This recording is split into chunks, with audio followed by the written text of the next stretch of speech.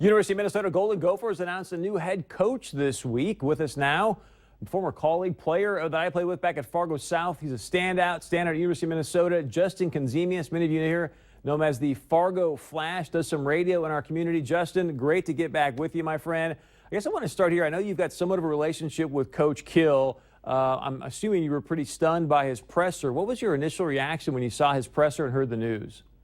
Well, I was shocked like everyone else was. I think they had kept this very quiet over the 2 weeks before he resigned. And I think, of course, it had to be a really challenging situation for him. So I think first and foremost, you feel bad for him because he was such a passionate guy that just loved going to work every day. And so you felt terrible for him to have to walk away. Obviously, it wasn't something he wanted to do.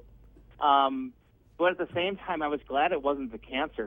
He had cancer about 10 years ago, and he got past that. And, of course, he's got a long life to live, and, hopefully he can get away from the game and get himself in better shape. And I think, with the hiring of Tracy Claeys, I think we'll see some more of Jerry Kill. I'm not sure what his role will be, but I'm excited to see the staff stay in place because I think it gives Coach Kill the opportunity to still influence the program in a big way. Well, I think you just nailed it there because, look, I don't know much about Coach Claeys, but I do know from personal experience, keeping a coach that was already there in the system, bringing him up as the head coach, I think you keep the culture the same, give some guys some certainty so you can go out next year. I mean, you guys you got Iowa coming up this week. It's not an easy schedule to finish the season for you guys, but I look into next year, I go, great for recruiting and great for you guys to keep some momentum going. Your thoughts on Coach Claeys getting the nod?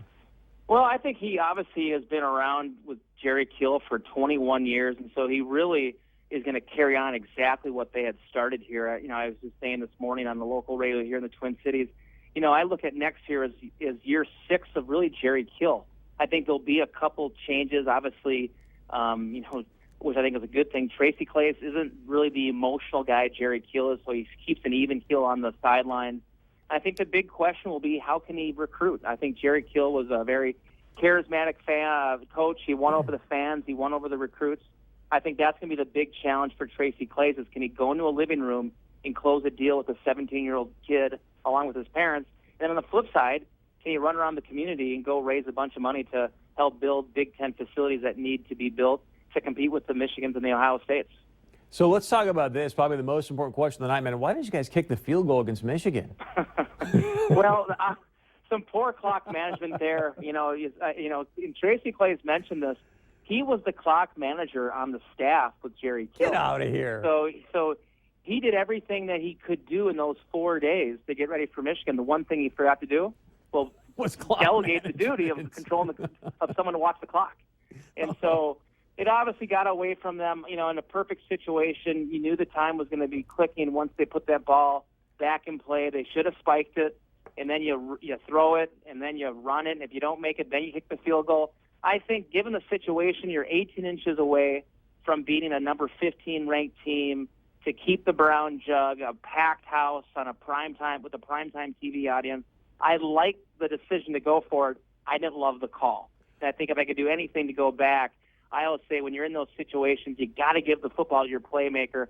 I wish I would have seen a play to KJ May, some type of jet sweep to get him on the edge. I think that's the type of guy that will not let the pylon be denied. Justin, I got a minute left. I'm going to give you the last word here, but you're talking obviously to a lot of insiders at U of M. What are you hearing from them about this decision? Are they like uber excited about it? Are they kind of like, or they're like, I think we could have someone probably a little bit better or different?